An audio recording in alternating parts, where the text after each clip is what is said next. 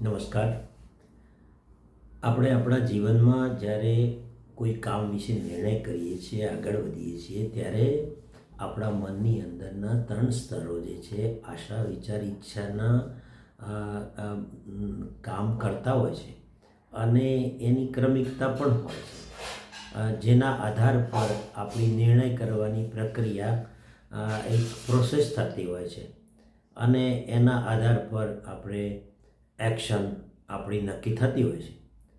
તો પ્રાઇમરીલી આપણું આશાનું લેયર છે, ત્યાં કોઈ કામ કરવા માટે આપણને સંદર્ભ ઊભો થાય છે, ત્યારે આપણે એને આપણી જોવાની શક્તિ, સાંભળવાની શક્તિ, સૂંઘવાની શક્તિ, સ્પર્શ કરવાની શક્તિ કે ટેસ્ટ કરવાની શક્તિઓનો ઇસ્તેમાલ કરીને આપણી અંદર એ ગ્રહણ કરીએ છીએ.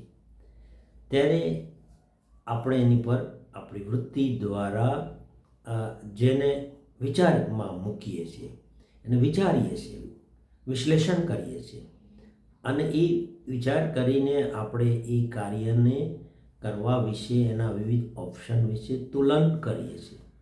આ તુલન થાય તરત જ એમાંથી આપણે એક ગતિ નક્કી થાય છે. ત્યારે આપણે મનની અંદર ચિત્રણ કરવા જઈએ છીએ. મતલબ કે કાર્ય જ્યારે એક્ઝિક્યુટ થશે ત્યારે કેવી રીતનું આખું એનું પરિણામ, ફળ સુધી આપણે જશું. તો એ એક્ઝિક્યુટ થવાની પ્રક્રિયા પહેલાં આપણા મનની અંદર મનોચિત્રણ થતું હોય છે અને એ આપણા ચિત્તની અંદર થતું હોય છે. હવે સામાન્ય રીતે આપણે લોકો જોઈએ છીએ કે એવરેજ માણસ છે એ અહીંયા સુધી જ્યાં મનોચિત્રણ થાય છે ત્યાં કોઈ પૂર્વધારણાને પકડીને કે ત્યાં પછી કોઈ માન્યતાને પકડીને ફટાફટ પોતાના એક્શનનો ચિત્રણ કરી નાખે છે અને એને એક્શનમાં પોતાના મનના નિર્ણય દ્વારા, ચયન દ્વારા મૂકી દે છે. ત્યારે એના પરિણામો જે આવતા હોય છે એ નિશ્ચિત હોતા નથી. ક્યારેક યોગ્ય પરિણામ બી મળતા નથી. એવું બને જ છે. એવા સમયે આ નિર્ણય પ્રક્રિયાની અંદર જ્યારે મનોચિત્રણ થતું હોય ત્યારે આપણે આપણી પૂર્વધારણાઓ કે માન્યતાઓને બાજુમાં રાખી એ ચોક્કસ સમજથી નિર્ણય કરીએ અને આપણને કુદરતી રીતે જ એક શક્તિ પ્રાપ્ત છે કે આપણે જ્યારે કોઈ કામ કરવા જઈ રહ્યા હોય છે ત્યારે એનું એક નેચરલ એક્સેપ્ટન્સ બી હોય છે.